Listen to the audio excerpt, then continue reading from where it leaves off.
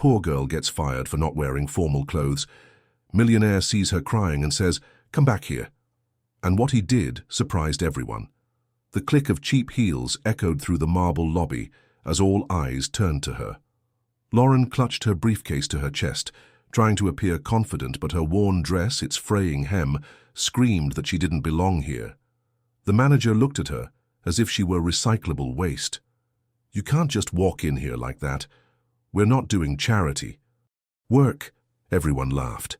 The interns whispered jokes. Lauren swallowed the lump in her throat. She said nothing.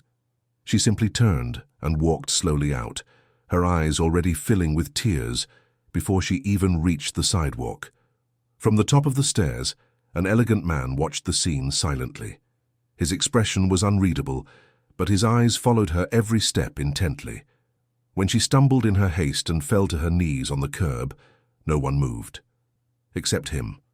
The millionaire took 2 steps, down, and said in a firm voice, "Hey you, come back here." Everyone fell silent, and what he did next, no one could have imagined. Lauren looked up, her eyes red from crying, and stared at him in confusion. "Come back here," he repeated, holding out his hand. The executives whispered, trying to understand what was happening. She hesitated but stood. He led her back inside, ignoring their stares. "Put this on," he said, handing her a black card. It was a card from the most exclusive store in Manhattan. "Buy a dress and come back tomorrow. I want you on the team." The room fell completely silent. No one understood why Logan Ward, the city's most unapproachable billionaire, was helping this plainly dressed girl. But what no one knew was that years ago, in a village forgotten by wealth, a starving young woman had shared her last plate of food with a dirty, nameless boy. That boy was him. And now she had no idea who he was, but he had never forgotten. Before continuing, I want to invite you to subscribe to the channel and like this video so you can continue receiving our real stories. Thank you very much. New York doesn't forgive the weak. It doesn't hide its contempt. It doesn't hide its eagerness to trample on poorly dressed dreams. That was what Lauren had known since she first set foot there, with her worn-out shoes and a plastic folder stuffed with home-printed resumes, nearly running out of ink. That morning seemed like just another one of many as she searched for an opportunity, just another day trying to make it in a city that doesn't give second chances. The Ward Industries building was as intimidating as an ice palace, silent, opulent, and impersonal. She'd been called in for an internship interview after months of trying. And even though she knew her navy blue dress, too simple for the environment, would draw dirty looks, she went. She'd studied at night, reworked her resume, practiced her speech in front of the mirror, and eaten poorly to save money. On subway fare. She was ready to give her best, or so she believed. The lobby was an ocean of glitter and arrogance.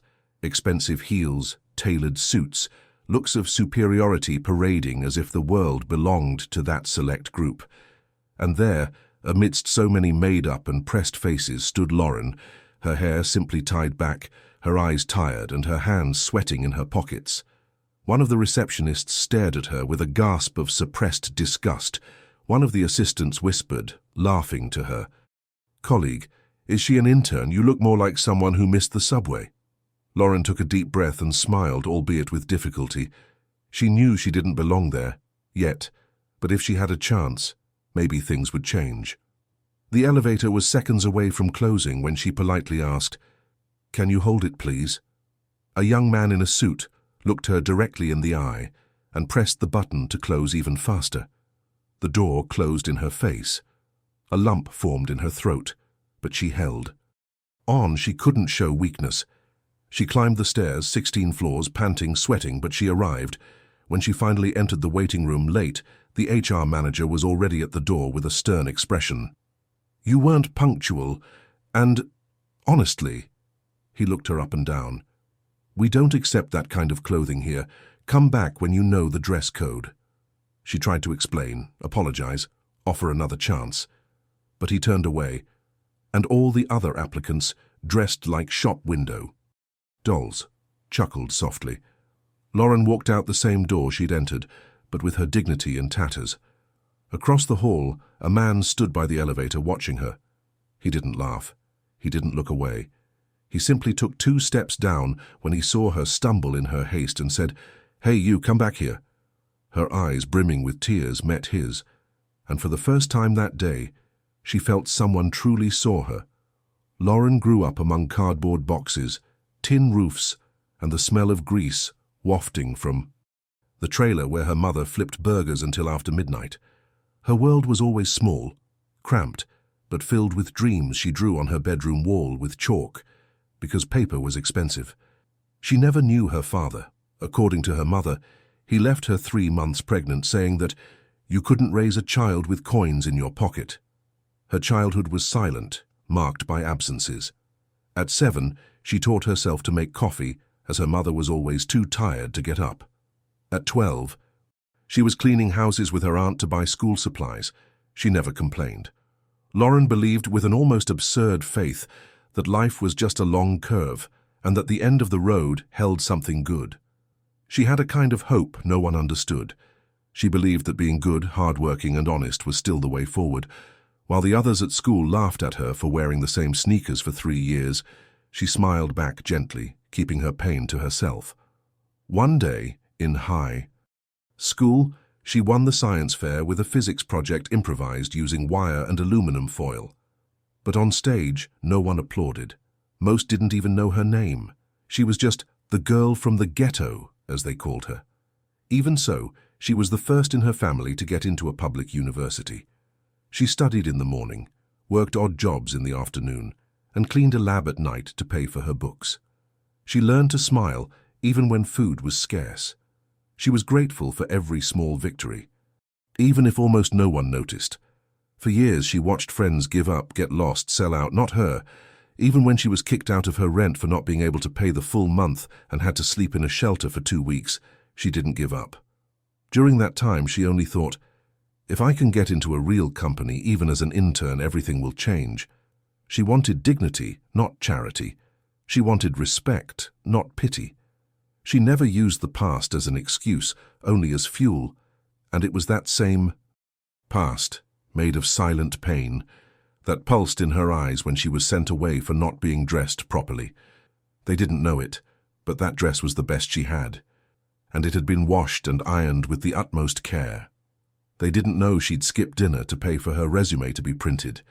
They didn't know and they didn't care, but that man next to the elevator, he wasn't like the others. Something in his eyes said he knew exactly what it was like to climb 16 floors without an elevator, even if no one noticed. And Lauren, in that moment, began to remember that life's true encounters don't happen by chance. It all started with a stupid bet made by people who'd never had to fight for anything. Logan Ward, the silent billionaire, was in the glass room on the top floor when he heard the laughter of the interns in the cafeteria. It was lunchtime, and the topic seemed to revolve around who would be the next one to be cut in the selection process. One of the young men, heir to a Texas fortune, blurted out, "Let's do this. Whoever can make the next candidate cry before leaving the interview wins $1,000. Everyone laughed. The other added, "But you have to be creative. Just saying she's bad doesn't cut it. It has to be truly humiliating." Logan listened from afar, feigning disinterest as he looked at the city spread out in panoramic windows. He wasn't a fan of interventions, but that afternoon, something in the air made him uneasy. When he saw the same young men laughing in the elevator as they denied entry to a young woman who was begging for just a second to get in, something inside him lit up. It was familiar. It hurt. And then he went down, disguised as someone ordinary in the middle of the building that bore his surname. It was there in the marble lobby that he saw the girl in the simple dress trip over her own steps and be ignored like an insect. He didn't know her name yet, but he knew that look, that shame that screams even when no word is spoken. The HR manager, who was participating in the game as an accomplice, simply played the agreed role. Let her in, look at her with disgust, and dismiss her with a sarcastic comment. The rest of the show was completed by glances, whispers, and smiles. To them it was just another joke, another story to tell at the bar. But to her it was life, the entire dream crumbling in seconds. Logan watched quietly, behind a stone column. It wasn't in his nature to intervene, but not today. Because there was something about that scene that wasn't just cruel, it was personal. He remembered, unintentionally, the orphanage he'd run away from at age 8, the girl who hid him under the kitchen table when the security guards arrived to take him back. He couldn't remember her name, but he remembered her eyes. And for some reason, the eyes of the girl before him looked the same. The intern's plan to bet, for them, was just a sadistic challenge. For her, it was the end of an immense effort. For Logan, it was the trigger for a past he was trying to forget. The reason for the humiliation was inappropriate clothing. But the truth is, no one there cared. They just wanted a new reason to laugh. And Lauren, unknowingly, was pushed to center stage. But when Logan said, "Come back here," it was like ripping up the script. And history, right there, began to be rewritten. Lauren hesitated for a moment. The words, "Come back here," seemed to echo in the lobby like an impossible order. Everyone's eyes were on her, but not with compassion, with mockery, with derision, as if this summons were another act in the same humiliating play. But there was something in the man's tone that sent a shiver down her spine. It was different. There was no arrogance, no pity. There was firmness, and a hint of something deeper. She turned slowly. The man was halfway up the stairs, between the second and third steps, his hand outstretched, as if trying to break a fall. Lauren clutched her briefcase to her chest, wary, uncomfortable, but somehow unable to move forward. "Follow me," he said, unsmiling. The silence in the room was so thick she could hear the ticking of the wall clock. The HR manager frowned, visibly irritated by the interruption, but didn't dare question him. Lauren climbed the steps with measured steps, feeling as if she were entering forbidden territory. The man led her to a side hallway, out of sight, and opened the door to a small but sophisticated conference room. "Sit," he said, pointing to the leather chair. She sat, not understanding. He stepped away for a moment and returned with a small bottle of water and a black card with a gold symbol in the center. He handed her the card and said quietly, "Today, you will wear this." She frowned. "I don't understand." He took a deep breath. "You were judged by something that says absolutely nothing about your worth." Then he held out a credit card from the most expensive haute couture store on Fifth Avenue. "Go to, Josephine and LaRue. Ask them to serve you like they serve socialites. Tell them Logan Ward sent you." Her eyes widened. She swallowed hard. "What?" He leaned back in his chair, crossing his arms. "And tomorrow, at 8 a.m., be here, for the same selection process. But this time, wear whatever you want. I want to see who you are, without their prejudices shouting louder than your abilities." She felt her hands tremble. The name Logan Ward echoed in her mind like thunder. The man she'd seen in news reports, the billionaire who rarely appeared but who controlled a technology and investment empire. He was there before her, speaking with the calm of someone who commands silent wars. "But why?" she stammered. Logan looked away for a second, and in that second, something shone behind his coldness. "Because one day someone did this for me, and I never thanked them." Lauren left the room as if emerging from a dream. The card burned in her hands as if it held 1,000 possibilities. And at the same time, an immense responsibility. As she descended the stairs, eyes followed her, but this time not with laughter, with doubt, intrigue, fear. And she didn't say a word. She just left. The next day she would return, but not as the poor girl no one respected, but as someone who, for a rare moment in the world of the powerful, had been seen. The next morning, the entrance to Ward Industries looked the same, cold, impersonal, immense. But to Lauren, everything had changed. As she walked through the glass doors, she was no longer just a girl in a simple dress with downcast eyes.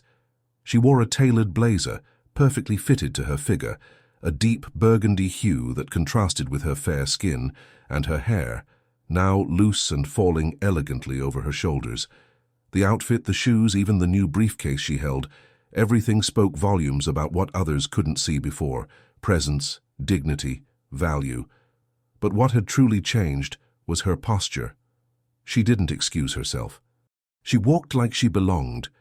The same employees who had laughed or ignored her the day before now looked at each other, trying to remember where they'd seen that face. No one could, because the Lauren of that day was unrecognizable.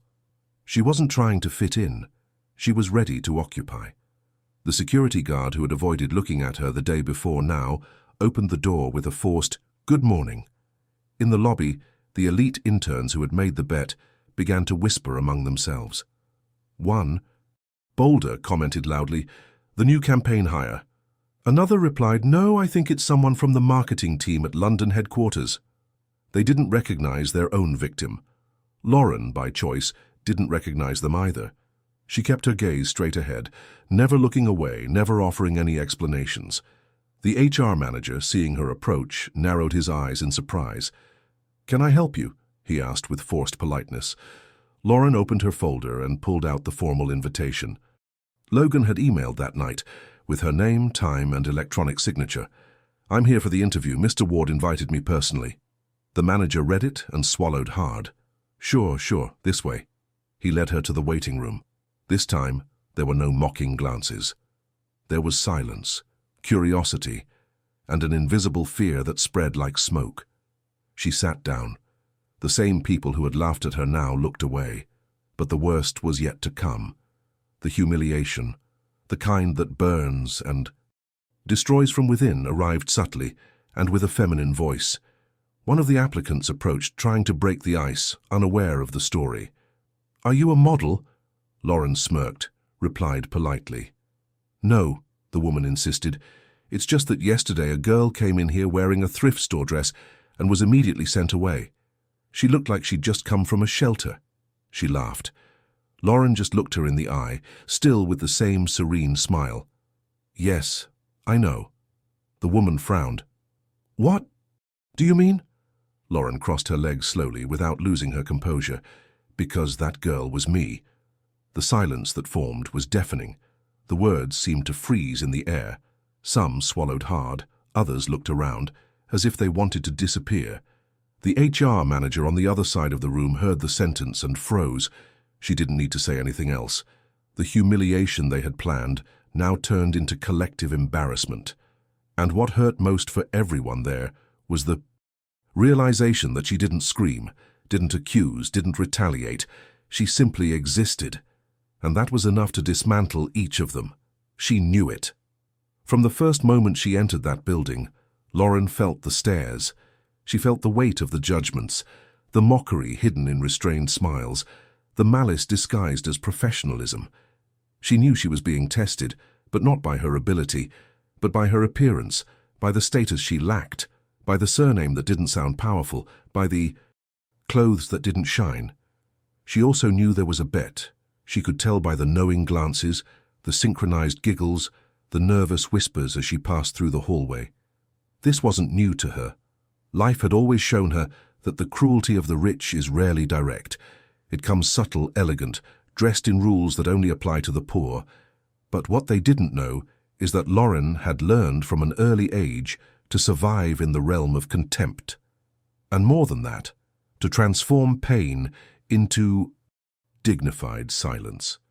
That's why when she received Logan's card and saw his name emblazoned in gold letters, she didn't rush to spend. She researched who he was. She read everything she could. She discovered every detail of his meteoric rise, every company he acquired, every mysterious project that claimed to be charitable but no one quite understood.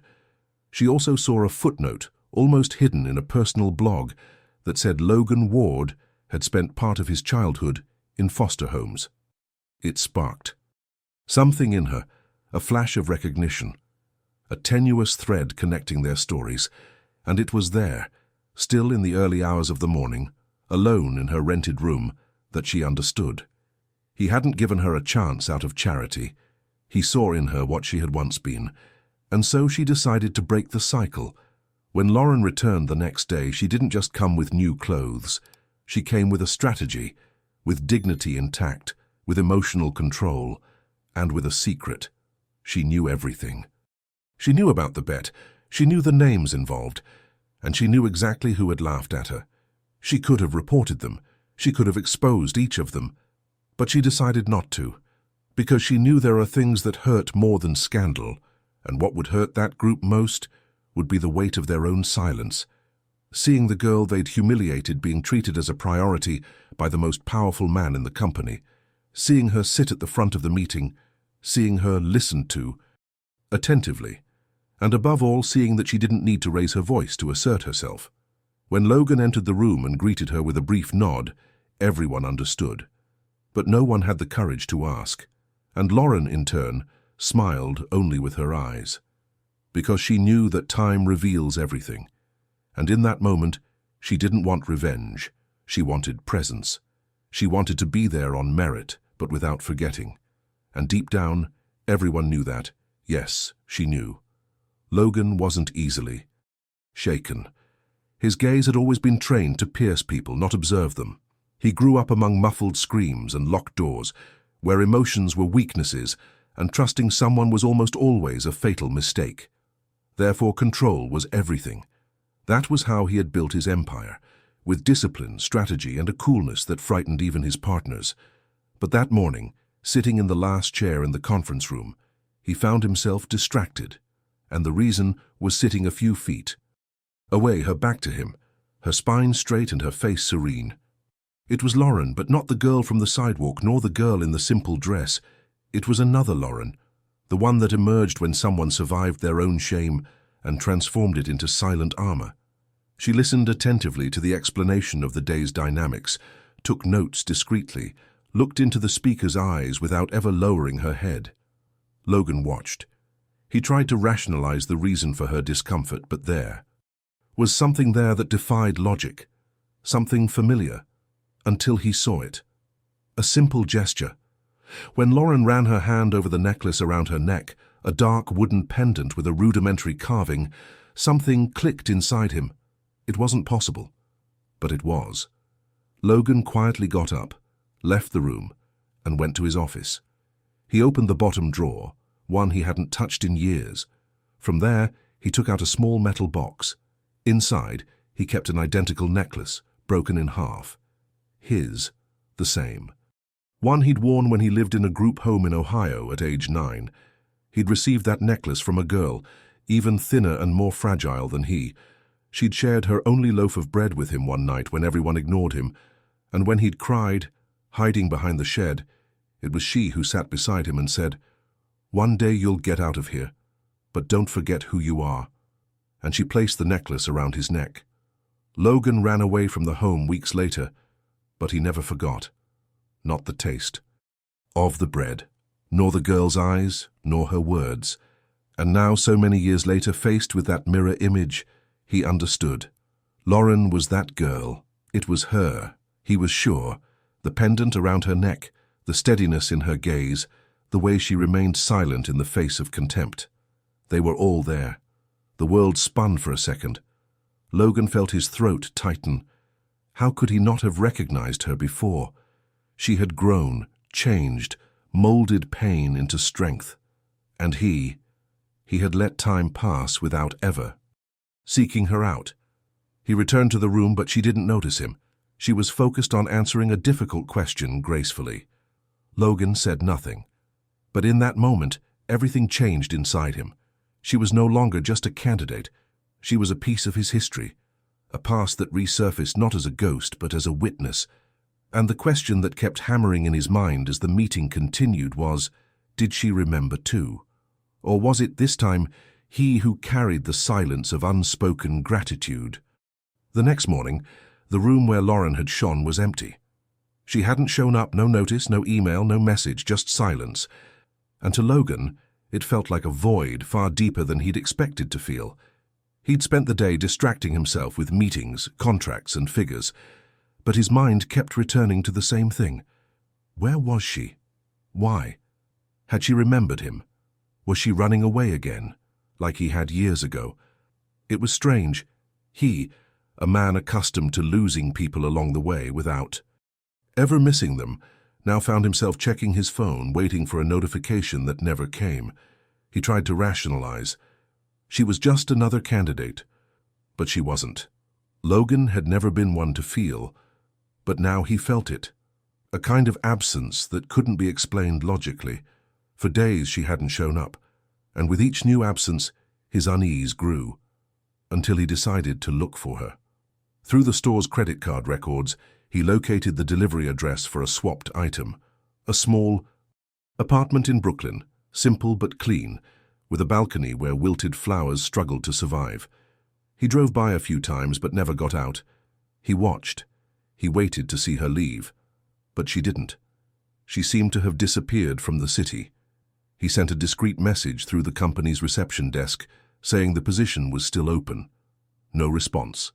Then, for the first time in years, Logan felt the discomfort of not having control, and he realized that what hurt most wasn't her absence, but the silence she left. A silence that seemed to say, "I don't need you," and it ate at him. Deep down he knew she had disappeared because she understood everything, because she recognized in him the boy she had once helped. And now, instead of demanding, presenting herself as a memory, she chose to disappear. And that, for him, was the most painful form of justice. She wanted nothing. She asked for nothing. She didn't want applause or reward. She just left. Logan relived the moment of the necklace, the memory of the broken bread, her eyes on that dark night in the shelter. And now, decades later, he saw himself as the boy who owed her gratitude. But unlike in the past, now he had all the resources, all the words. And yet, he was powerless. For the first time, he didn't know what to do. And that was when the transformation began. Not because he wanted redemption, but because he felt, for the first time in his life, the pain of losing something money can't buy. Lauren had left silently, and in that silence, she took with her everything he didn't know he needed. Lauren's absence was initially a private nuisance for Logan, but gradually, the city began to hear the echoes of that silence. First, it was a discreet leak. An HR employee fired for cause weeks earlier shared audio on corporate forums of a conversation between interns joking about a poor girl used as part of a cruel bet. The post exploded. Within 24 hours, independent media outlets began investigating. The words humiliation, elitism, and corporate abuse began to stick to Ward Industries' name like ink stains. The hashtag #JusticeForLauren went viral, even though no one knew her last name. Blurry photos of her, captured in the hallways on the day of the interview, began to circulate, and the outcry grew.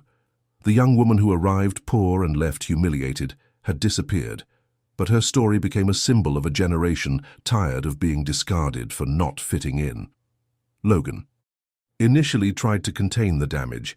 He hired a crisis management team, published cold and evasive memos, but it was no use. Because it wasn't about inclusion policies nor about fashion, it was about humanity.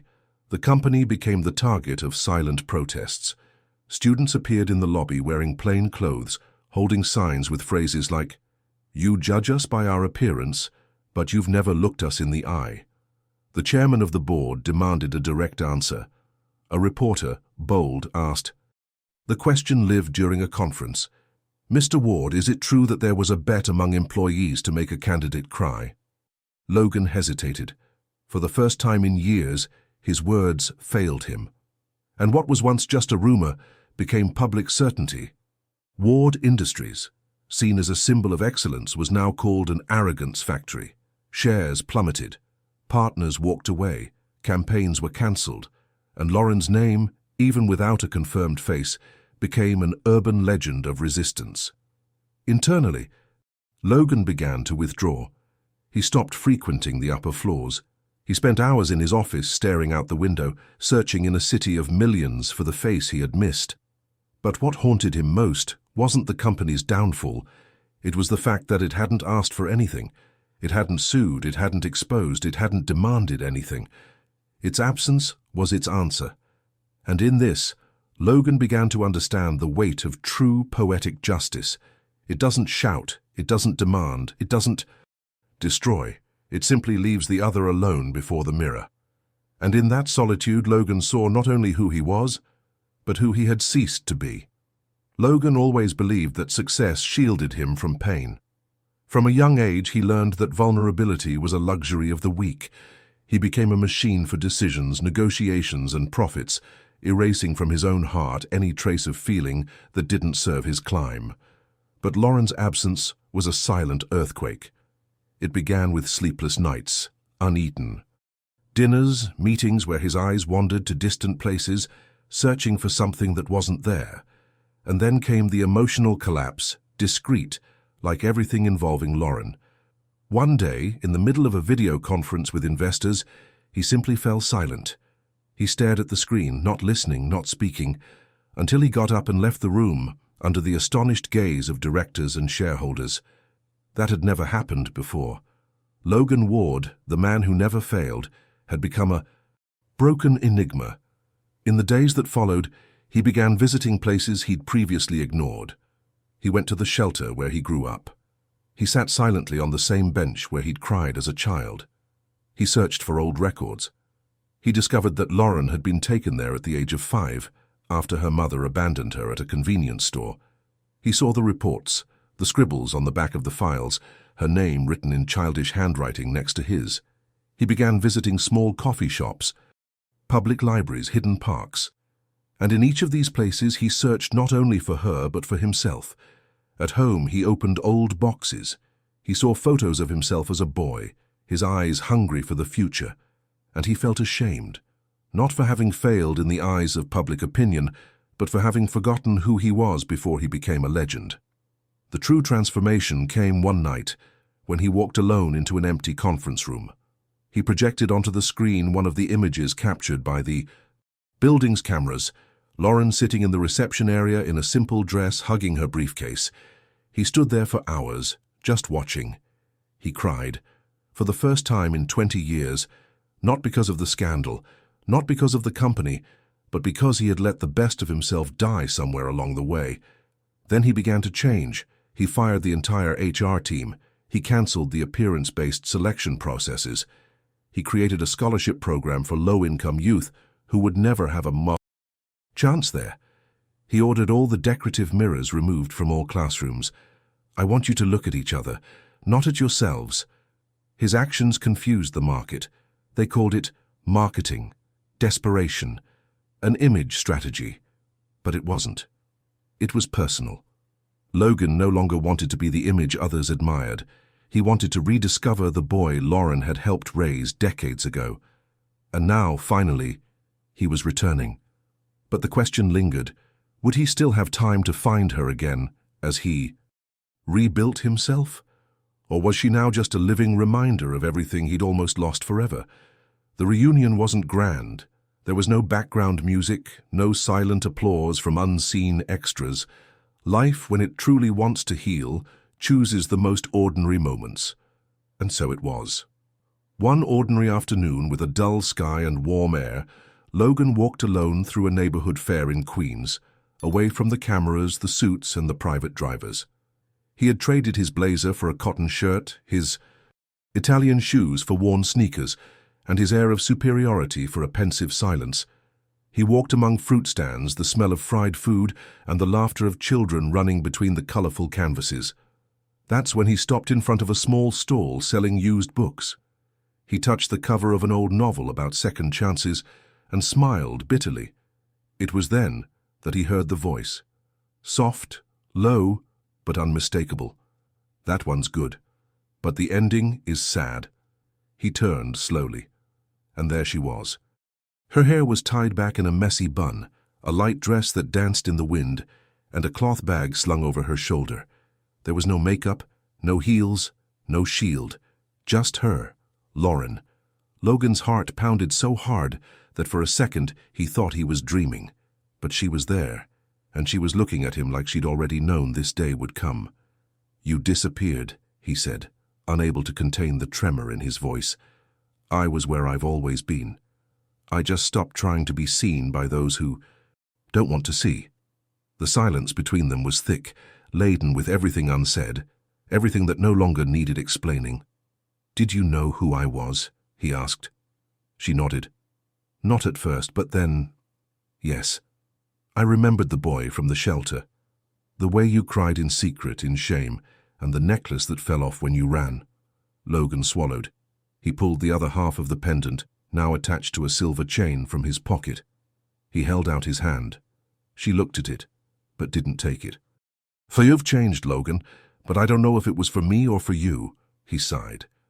"Maybe it started with you, but today I know it was for me." She looked him in the eye for what felt like an eternity. Neither of them said anything else. The voices at the fair, the honking horns in the distance, the world around them seemed to spin on a different frequency. And in that interval of suspended eternity, something between them was restored, not with promises, not with declarations, but with a look of mutual understanding. Logan took a step back, respecting the space she didn't verbalize. "If you ever want to come back, to talk, for coffee, or just to be in silence, I'll be there." She smiled. Not an answering smile, but a smile of understanding. And in that moment, Logan didn't ask for more, because he understood too, that maybe forgiveness isn't a hug or a kiss or a fresh start. Maybe it's just this, the chance to be there, even without guarantees, and to know that time doesn't erase what was true. Lauren was silent for long seconds, staring at the broken pendant still clutched in Logan's hand.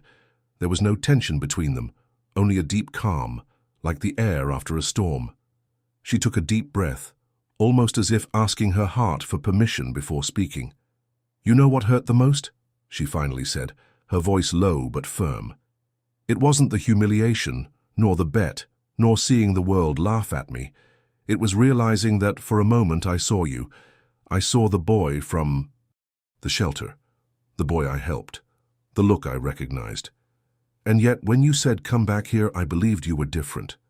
I believed maybe I'd been chosen, not used."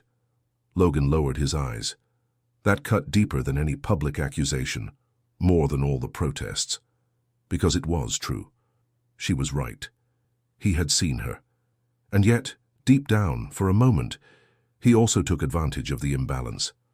"I'm not here to demand anything," she continued, her eyes welling up, but her resolve unwavering. "I only had to disappear because I couldn't let myself fall back into illusion.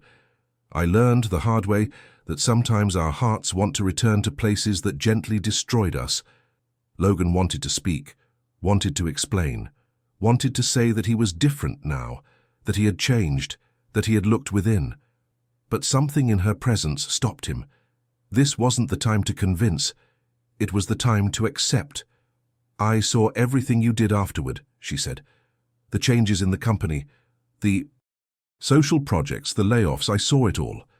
And I believe in part of it, but—" She paused. "Some scars don't require healing, only respect." Logan nodded, feeling a quiet sadness settle over his shoulders. Lauren then looked at the chain in her hand. She touched the broken pendant gently, as if blessing a memory, and said, without hesitation, "I don't want to go back." His eyes closed for a moment. She continued softly, "But I want you to keep going. I want you to remember, to transform this guilt into something alive, to be a beacon for those who still stumble in the dark." Logan swallowed. "And you?" he asked. "What will you do now?" She smiled, this time lightly. "Now?